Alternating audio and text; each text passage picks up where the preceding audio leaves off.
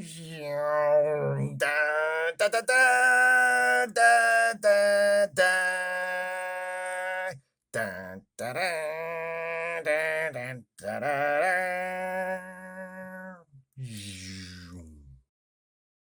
hi there, everybody. Welcome to our review of episode 6 of Star Trek Picard Season 3. I am joined, as always this season, by my best friend, the creator of the Let Me Finish family of podcasts and co-host, along with me, of Late Seating and the Ensign's Log, the one and only Jason Harding. Hello, Jason. You laid it on thick. Hi, everybody.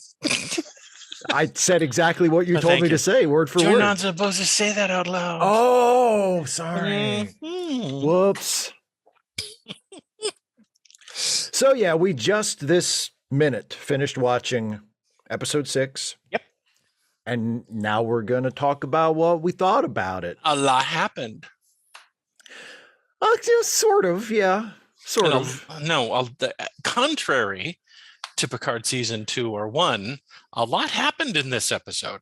A lot, I guess a lot did happen. I'm trying to think in terms of things that happened that actually matter. All of it. A lot of it didn't matter, but no. Okay, so Riker gets captured by Vadic. Yes. Which I was as soon as Riker, so they're doing this thing when they go to the Daystrom research facility and they have to escape when the bad guys show up, and Riker's like, I'm going to be a hero and hold them off while you guys get away. And of course, Riker gets captured. And after Riker got captured, I thought, I hope this at least lets us get some scenes between Riker and Vadic. We got that. Because Vadic has been one of the consistent bright spots of this season, because I just think she's been delightful. And and we got one right at the end, and hopefully we'll get more, as the season goes on, because I would love to see Jonathan Frakes and Amanda Plummer get to have an overacting contest. I think I think your listeners, boy, I don't come from podcast land. I think your viewers appreciated a recap from last episode. Yeah. All right. Okay. So member berry. Okay, Jordy, I'll do it. Jordy, like, he's not a huge member berry. Well, he's a member berry, but he's at least a member of the cast. He's not just something that they're throwing at the screen going, here, nerds, look, here's some old ships. You like that shit, don't you, nerds? Okay. And of course the nerds eat it up because, So we have Starfleet chasing around transponders that the Titans dropping to try to keep them off their tail. And then they beam over Raffi and Worf. They give a lowdown of everything that we know up to that point, and they've got to go to, the super high, Daystrom. The Daystrom vault, I guess. The Daystrom vault. Yeah, exactly. Where Section 31 keeps all of its worst crap, and they're, what is it? They have to get there, and they're going to beam down Raffi, Worf, and Riker. Right. But they're constantly being detected, and they're trying to figure out why they're constantly being detected. And when they drop them off, Starfleet shows off and they have to run away. So the three of them are left on the station, and Jean-Luc says, hey, let's go see Jordy. Right? Yeah. So they go see Jordy. Jordy has some problems with his daughter, with Sydney.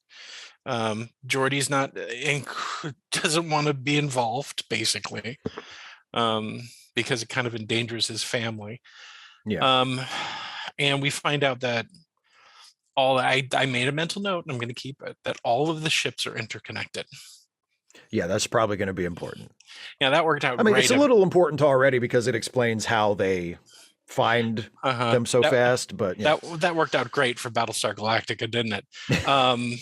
So basically he says fuck off. Picard's like, okay. Oh, and it turns out that Jack has, what is it called? Irremotic syndrome. Irremotic syndrome, the same thing that Picard has. So he's a little sad-faced about that. There's a bunch of member berries where we get to see ships that we haven't seen in a long time, like the Enterprise A. Yeah, I know. Which apparently people love seeing them, even though I just don't get that. The Defiant, and I didn't know I was calling this out right before when I made a note of the name of the show is The Bounty, and so that's right. After making a paper towel joke, I said, there's only which only was funnier than when one. I know the only one bounty that I know of in Star Trek, and that was from Star Trek 4. Yeah, from Star Trek 4. Well, technically 3 and 4. That's true, because and the bounty was there. Hooray! Jack gets the idea to steal its cloaking device so that they can't be tracked. So they do that. Starfleet shows up. They get away. They get there. Oh, and I hope you guys really liked the. Okay, so I'm blaming the publicity department on this. But boy, they made a big deal about Moriarty, didn't they? Well, they put him in the trailer, and and he's barely in it, and it's not even really him, right? No, and he shouldn't be in it at all. It's stupid, right. But there. So they get that. There's a pop goes the weasel thing. Then they get to this body, and thankfully, it's not lore. It's like not quite. No. Homunculus of everybody. It's like everybody's exactly. Everybody's brain is in there. Lore's in there. It's all of the Brent Spiner characters just crammed into one body. It's lore. Well, no, Lol's in there too. Well, Lol's in there too. Cause I guess they saved Lol's brain. And I thought you were a fan of the show. Remember what Data said? He downloaded that's true. all of her memories. Downloaded her into his brain. Yeah. Mm-hmm. Geez, you turned into such a cynic that you even forget the great parts. The first TNG episode to ever make me cry was that episode. It's a good episode. It's a great episode. But they're all in there, including Sun. And then it turns out that he was like the security system, and he's like the manifest. And they've got to take him. They've got to take him with them so they can find out what was stolen from Daystrom. Security shows up. And they can only beam away 3 of the people, right? And Riker. Well, no. They have to get everything online. Riker goes out. He starts pew-pewing the because Starfleet shows up and is attacking them, and they need to get out now. And Riker someone shoots him with a transport inhibitor, right? And so they can only beam out Raffi, Worf, and Data. And then Jordy gets to work on Data a little bit after he fixes the cloaking device. Boy, he's going to have a lot of work to do. And then they wake Data up. He transitions through a few personalities, but he's mostly Data. Mm-hmm. And they ask him what they stole. And what did they steal, Steve? They stole Picard's old human body that he's not using anymore because he's a robot now. So for some reason they stole Picard's old body. Yeah, because I guess they didn't like cremate him. They just buried him on that android planet, or did he fly back to Earth with his own corpse and he buried himself at Chateau Picard? A bunch of Section 31 grunts beamed in cloaked with their cloak suits and just took him. I don't know. Yeah. But they stole his body, and then we cut back to Riker, who's getting beat up by a Starfleet officer, and then that turns out to be Vadic. I'm going to say her name wrong every time. Well, you got it right though. Vadic, okay. And they take him back to the ship. He's cracking wise because he says, "There's nothing you could do to me." But there is, isn't there? Yeah, they're hitting him where it hurts. Yep, his Achilles heel. They have captured his Imzadi. And I love the fact that her line is, "Oh, Will."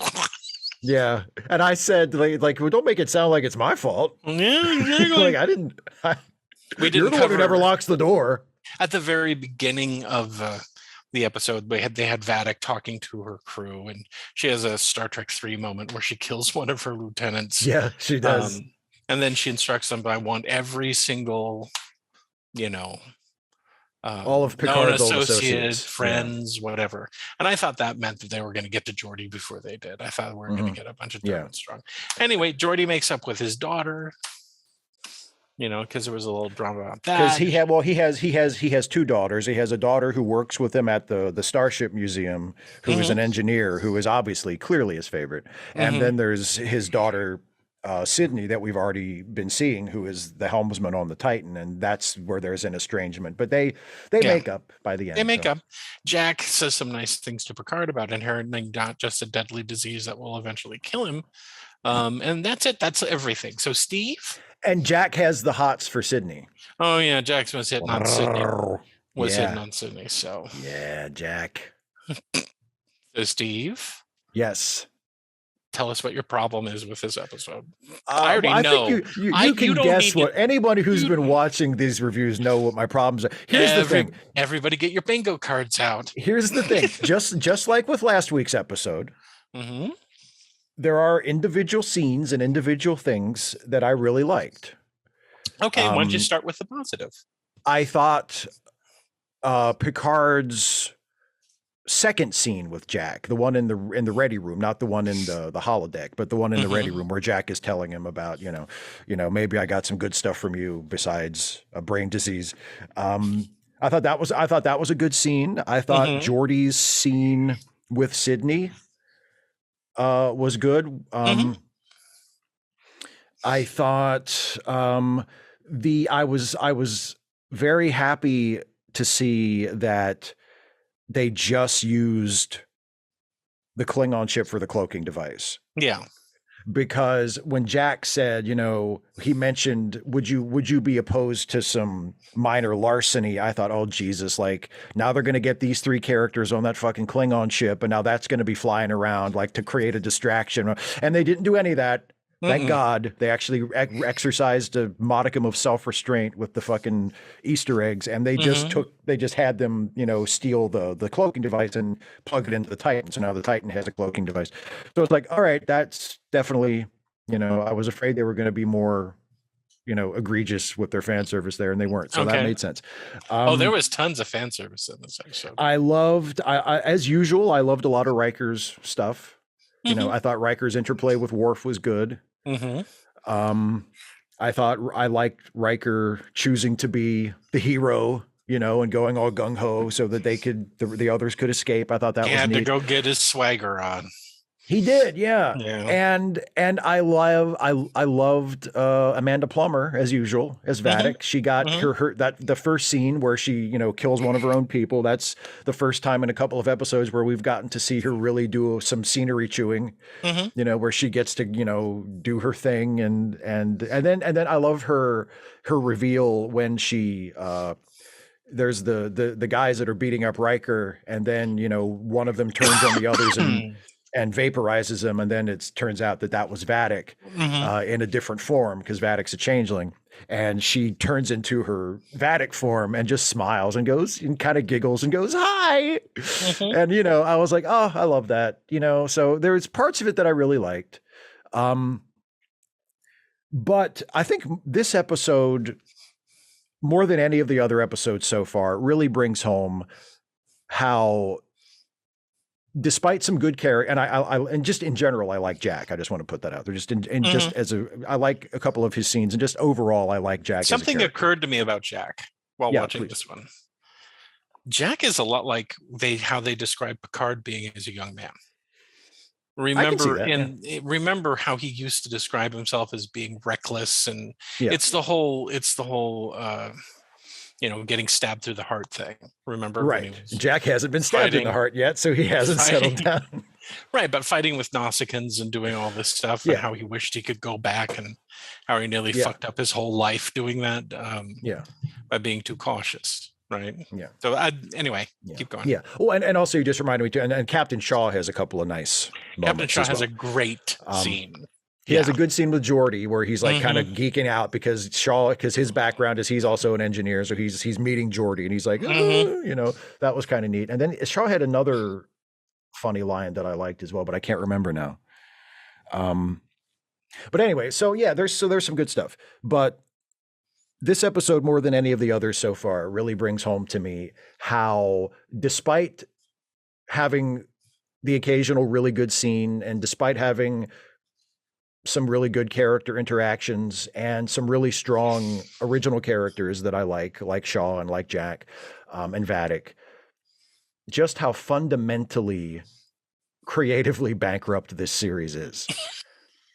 because okay, so first of all, there's still we still have the ridiculous scene of all these old TNG characters talking about changelings, talking about shit from Deep Space Nine, which only one of them, Worf, has any on-screen history with whatsoever. I still don't get why anybody thought, hey, let's have a TNG show where they're fighting changelings and doing Deep Space Nine stuff. It makes no sense whatsoever, creatively or dramatically. I don't get it at all. So there's that still going on. And then what's the big thing they have to get from Daystrom Station? What's the big thing they have to do? They have to get data, and technically not data because it's data and lore and blah, blah, blah. But come on, it's, let's bring data back to life again for yet another time. That's like, and it's like, can you just let the motherfucker go?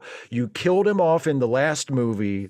You killed him off at the end of Picard season 1. Now you're bringing him back again. I can, and look, I love Data as a character and I love Brent Spiner as an actor, but the idea of, oh Christ, let's just bring back Data again. And this time it'll be different, but it's the same. It's like, we're really going back to the well, for the same exact thing yet again. And it's just, I don't know. It really, really bugs me. It's like, just let him go, like, just let him go. You've killed him twice. Just let him go. There's other ways you can have Brent Spiner in the show if you want to include Brent Spiner because it's the reunion, right? I get that. It's the premise of the season, but like, you can bring Brent Spiner in some other way. You don't need to bring Data back for the third fucking time. They even try to lampshade it by having Picard say, I've seen him die twice already. This is kind of hard. They're like, yeah, no shit. It's hard for me to watch because it's fucking stupid. Because they've done it, because they brought him back twice already. And now it's like, hey, let's bring Data back again. Like, somebody should have said, Terry, we've done this twice already. You can't do this. This is dumb. You need to come up with something else. But apparently they didn't, because they knew that the fans, it's calculated to get applause when they screen it at cons. That's what it is. They're making a show so that when they screen it at cons, all the fucking Trekkies who come to the con and are sitting in the auditorium will scream and holler and applaud because, look, there's Data. They brought Data back. Yeah. So some things, some individual things that I did really like. I don't want people to say like, oh, Steve just hates everything. There are some individual scenes that I really liked, but the whole shape of it is, I cannot express how uninspiring it is.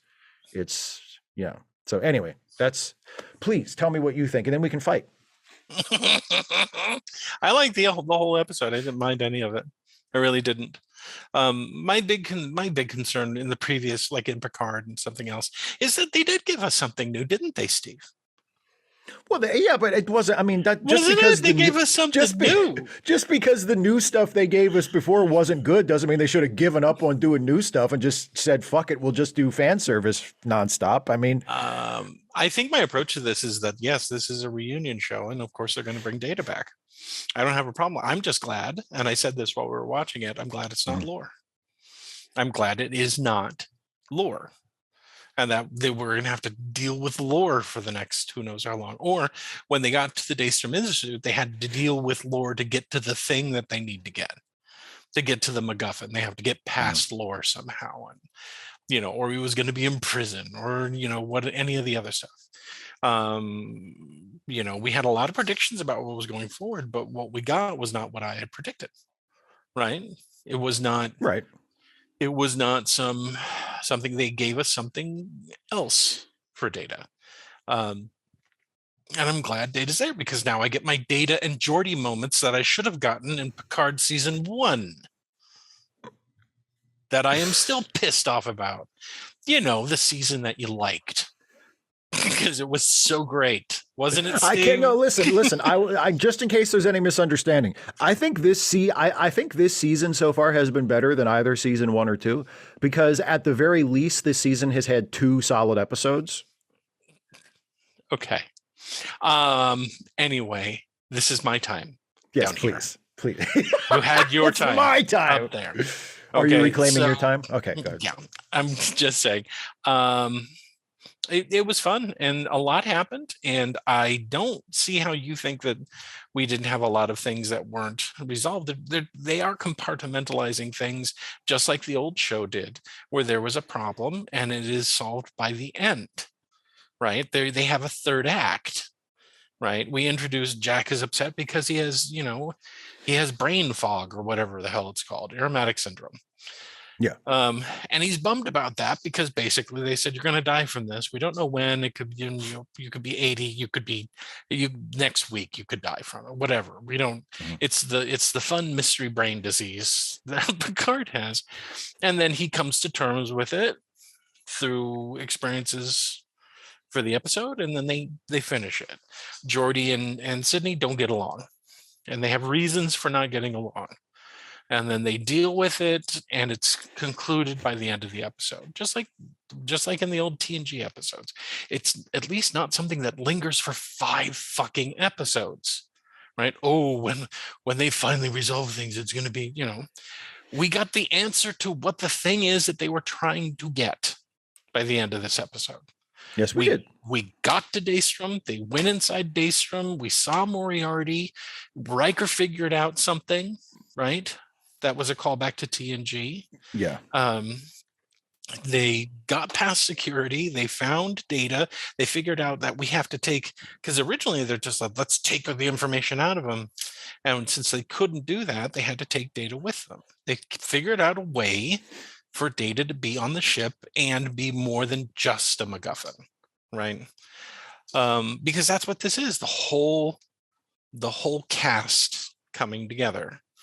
I liked Worf telling Picard that no god, no man, or no beast will stand in my way. I'm gonna go get Captain Riker, right? He's gonna, so we can anticipate him killing lots of people. I hope so. That's something I was missing. I was hoping I do like it when Worf kills people. I would like to congratulate the show for the character resuscitation of Rafi. Yeah, making her Worf's buddy has been a big help. It's been a big help. I would like to congratulate the show for not dwelling on the whole 7 of 9 and Rafi relationship bullshit. Yeah, it's referenced in this one, but it's not like a major point. It's referenced, but they have that great line from Worf where he's starting to go into a speech about how he's ended many relationships, and then they tell him to shut up, and he says, "Good, because I was fabricating a lie," or something along those lines. Yeah. So long as the characters remain consistent, so long as things don't feel like, I know you have a problem with the changelings and all that stuff. I don't. I just don't. And so all of that integration is fine. I like the scene between Jack and 7 when they're just looking at, they don't have anything to do. They're just looking at the ships that are in the shipyard. Right. And we see Voyager, and we see the Defiant, and when they show Voyager, we get some stuff from 7 about it. And in the end, it's not just a pointless scene that doesn't go anywhere, because eventually they come across the bounty, and Jack says, we can steal the cloaking device out of there. So everything had a point. And again, people had stuff to do, but not so much Beverly this time around, other than giving someone bad news at the beginning of the episode. Right. So I enjoyed it. It went along at a clip. Do I think it's perfect? No. Did I need? Okay, there is one thing that is a dagger in my mind as far What's as that? This What's episode. That? James Tiberius Kirk. Yeah. I liked that they modified a Tribble into like a battle Tribble. Battle Tribble. I liked the idea that, of course, Section 31 tried to recreate the Genesis device. Of course they did. They just had one more Star Trek II riff to get out of their system. And I'm sure that there are other Easter eggs in there that they didn't dwell on. But what the fuck is James T. Kirk alive in stasis? In Daystrom I stasis? get the feeling it's that they just have his body like they have Picard's body. That was how I took it. Like it's just I don't know what they're planning on doing with it. And honestly, it's there just to be there. Yeah, Like that's probably. there. It's If it there so is just they an can have a Easter shot egg. of like Kirk's. It's an Easter egg. It means nothing. It's stupid nerd bullshit. Like a lot of this show, it means nothing. It's just there so that people, so the Trekkies in the audience can go and then Have, fucking lose their shit on Twitter about it and talk about how, they've never cried so hard than when they saw James T. Kirk was being held by Section 31 in some fucking space station. I mean, didn't. it's. I'll search for those comments. And I'm sure that I'll read I them don't in the know. No, next people show. people aren't going to be. I don't. But you know what I'm saying. There's a Mhm. certain there are certain fan reactions. Oh, and also thank you for Yeah. not saying that Jordy's married to Leia Brahms. Oh, thank you, God. They didn't name No, Jesus said, his call wife. mom Call and let her mom. know. I was, oh my God, I was holding my breath. I was like, please don't say fucking Dr. Leia Brahms, please. Like if they don't give the person's name, that's fine. Mhm. You know, because honestly, I would love for it if they do establish who Jordy's wife is. I would love for Mhm. it to be someone whose name we've never fucking heard because it's a new character because he didn't marry fucking Dr. Leia Brahms. I hope it's Gomez. I hope it's someone we've never heard of. I hope it's a character that he met that we never saw because Steve, because you there's have a more than target. 5 people in the universe. You have such a huge target that is so easy to hit sometimes. Because it's so dumb. It's so dumb. All these fans that have like these, ludicrously positive reactions to all the Easter eggs. And it's like they're the same folks who say like, "Oh, I love the world building." And It's a they want show. they want the world to be like that big. You know what I mean? Like it's Mhm. been 30 years. You think, and Jordy got married and had kids. You don't think that his He's wife should be someone that we've he's a never seen before? he's a Commodore now. He is He's a Commodore now, yeah. Yeah, and which again is a nerd thing because for whatever reason, Star Trek nerds love the rank of Commodore because it was Where are used you like pulling once in that from? it was used once in TOS and then it was kind of ignored. There were no Commodores in TNG or anything. And in fan fiction and online Trek discourse, it's like Commodore is like this benighted rank. It's like they should have someone who's a Commodore. So now Jordy's a Commodore. So There we you go. resolved some plot points. We opened up new ones. Riker and Troy are captured. We know what they stole, but we don't know why. We have no idea why they stole them. Yeah. Why, I can't. and we still don't know why they needed Jack.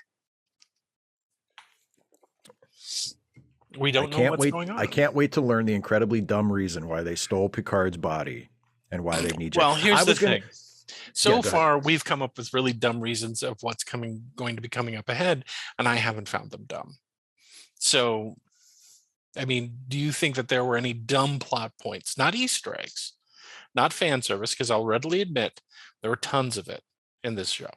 Okay, which I didn't mind because it didn't derail the plot.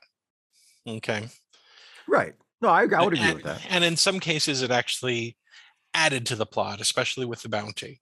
But I mean, so far, what I've been happy with is that I haven't hit a major plot point and said, Jesus Christ, that is the dumbest thing I've ever heard in my entire life. This ruins the show and I can't watch it anymore. Unlike, say, the previous 2 seasons where I'm just like, no, this is dumb and it makes no sense.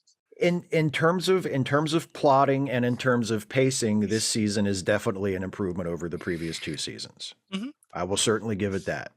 Mm-hmm. In terms of, how long it's taking us to get to these important plot beats. I mean, like you said, they got to the Daystrom place and they figured out what the Changelings were after in episode 6, whereas in previous seasons of Picard that would have been like an episode 9 thing. Mm-hmm. So that's at least some progress. They're also gradually developing the odds that they're facing, the obstacles that they're facing, right? Mm-hmm. There's a new obstacle, now Starfleet is after them. right? Not just because the changelings, but because as far as the rest of Starfleet is concerned, It's like a stolen ship. They've stolen a Yeah. ship, and they attacked another ship, and they're in trouble. And we know that Founders Day is coming, or what is it? Frontier Day Frontier Day is coming up, and we don't have a whole lot of time before bad things start happening, right? Yeah. So I don't know. It hasn't. Yeah. Here's the thing. For me, it hasn't derailed. I'll be interested to see what the reason is that they want Picard's body. Because unless they have something like really clever in mind for that, that's gonna be one of those things for me that you said, like what's a plot point that makes me go, oh Jesus, that's the dumbest thing I've ever heard. Yeah. The only thing that I didn't like in the episode was having to see Voyager, because this is a TNG show. It should be in there. Well, see? No, here's the thing. I'm joking. Here's the thing. I know you are. But here's the thing. And I just at least with showing Voyager, that prompted Seven to connect with Jack, right? Sure. Yeah. So at least seeing that ship led to a character moment that was and gave Seven something, because Seven has also kind of been on the back burner, for a couple episodes and hasn't had a whole lot to do. And so she got a nice scene with Jack in it, and so I don't have a huge problem with it. I feel like, if you were like, I don't know, a creative writer, you could have gotten to that scene without the Easter egg, but whatever. It, at least it tied into, something that actually had value in the show. I don't understand. And the Defiant is one of my favorite ships. I love the Defiant. Me too. And I love Deep Space Nine. The Defiant is my favorite ship outside of. Yeah. Yeah. I love the Defiant, and they showed my favorite Enterprise as well. They showed the Enterprise from the movies, the refit Constitution class, Enterprise A, right? Another one of my favorite ships. I don't get why I'm supposed to be excited just by seeing them. I don't know if excited is the word I'd use. I mean, like, oh, there's the Defiant. Okay, does it have anything to do with this story? No. Then why do I care? I know what it looks like.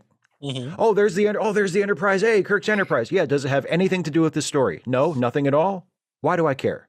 I know what it looks like. I don't need. Oh, there it is. Yeah, I know what it fucking looks like. What am I supposed to care about this? At least with the Voyager thing, it tied into something. It's like, oh, look, there's a ship that you've seen before that has nothing to do with this story. Oh my God, I saw the ship that I already know what it looks like. I don't fucking care.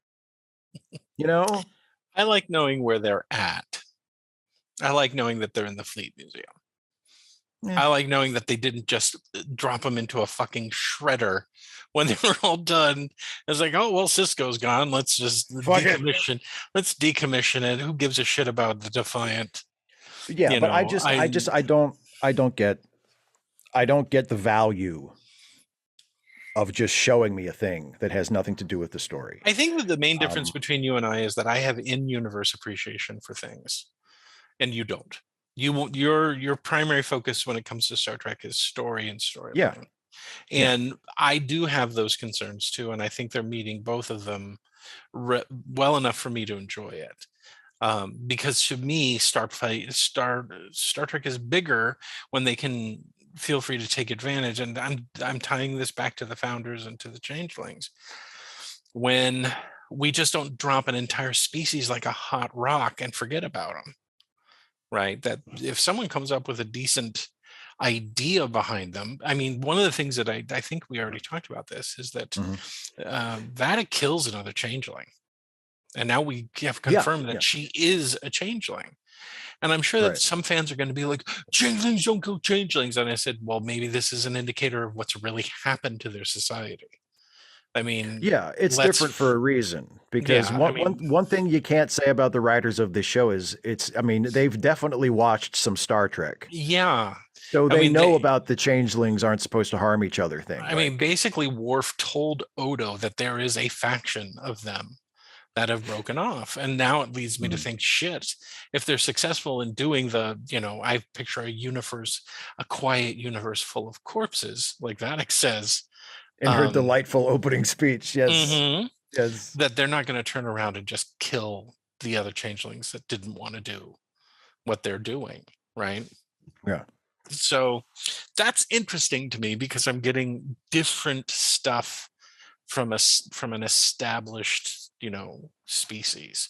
It's kind of like, I'm sure that there were people who are like, well, the Klingons would never, ever sign a treaty with the Federation. How dare they have a Klingon on the bridge of the Enterprise? That makes me upset beyond belief. They've gotten over it. They got over it a long time ago. And then people could easily say in DS9 when we were basically we weren't at war with the Klingons, but the treaties were broken. Right. When they were going to war with Cardassia and we said, we're not supporting this. And they said, fuck off. Then we're just going to do it ourselves, but stay out of our way or we're going to spank you. Yeah, exactly. Some people at that point were saying, wow, we already had Klingons as enemies. And it's kind of like, let them develop. Let them play with the toys in the sandbox, please. Please, if they're going to do something different with it, please let them do something different. And please that's what I'm hoping. Please don't scare them away from doing different things. For the love of God. At the end of this, so far, they've shown us things about this group of changelings that are different from what we have seen before, and they've made it very clear these changelings that we're dealing with right now are not the ones that are back on the changeling homeworld, right? They assured us Odo's still a decent fucking dude, and this isn't. Could you imagine if they had the nerve to turn Odo heel? It's Odo, he's coming. He's leading an invasion. He's upset about something. The breakup with Kira did not go well. You found out she got married, or something stupid like that, right? Yeah. So I bottom line, did you like the episode or not? Come on, Steve. Did you like it? Come on. It's a mixed bag. It's a mixed bag. I'll tell you what, there were more parts about this one that I liked than there were about the last one. So I think for you. Okay. How about this? We'll do Siskel and Ebert. Thumbs in the middle, leaning up. How about that? Okay, that's great. Thumbs in the middle, leaning up. Yeah, it's a big bag of Birdie Bott's every flavor beans, and every once in a while you stick an earwax jelly bean in your mouth, and you're like, no. Well, more like they keep trying to shove them at me in my mouth. No one's forcing you to watch it. Here's the Defiant. Here's the Enterprise A. Here's Kirk's corpse for some reason in a closet. Next week, it'll just be me doing the show. You're like, I'm not doing it. I'm not doing it. And listen, and for people, and that's another point, just real quick before we wrap up. For people who say, because we do get occasionally those comments in these reviews where people say, well, if you hate it so much, why are you watching it? I'm having a great time, folks. Oh yeah, we always. I'm not hating this. I'm enjoying watching it with Jason, and I'm enjoying talking about it with Jason. So it's not like I'm like sitting here going, God, I hate this so much. It's ruining my life. Like, no, I'm having a great time. So Steve, just because I don't like the show doesn't mean I'm not enjoying watching it or reviewing it. Steve and I get a chance to make jokes while watching it.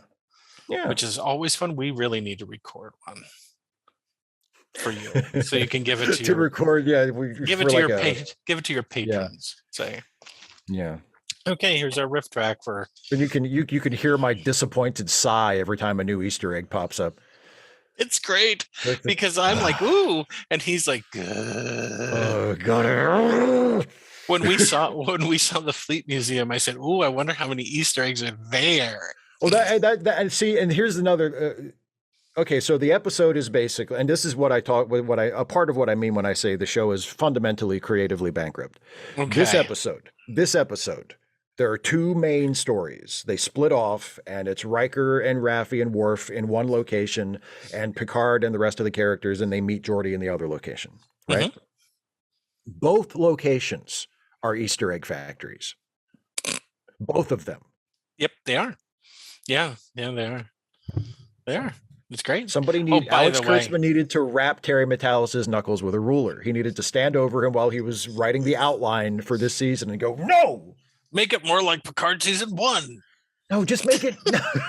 It's not a binary choice. It's not like do Easter eggs and fan service and it'll be this, or do something original and it must turn out like the other seasons of Picard. You can do original stuff and have it be good, right? Your ultimate episode would be all of them reunited, sitting around a table, quietly eating soup and looking disappointed.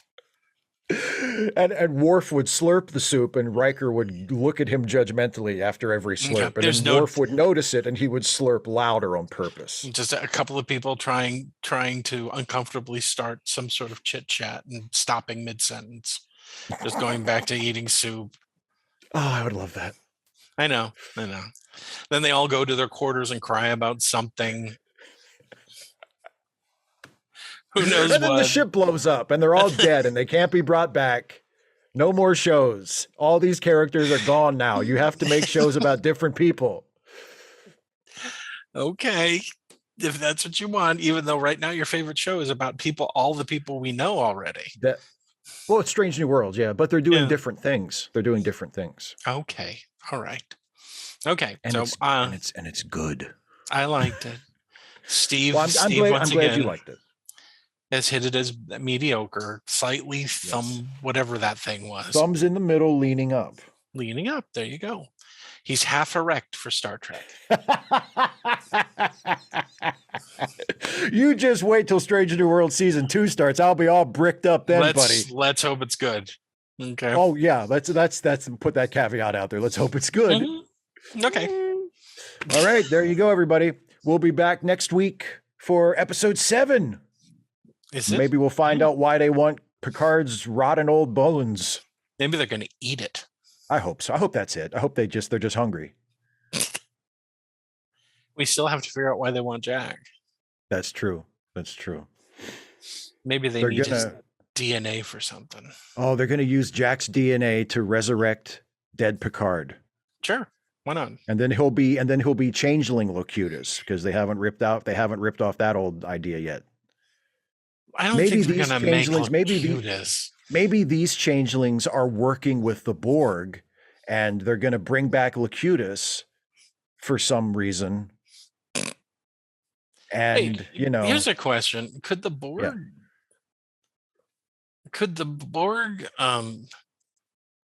take over changelings?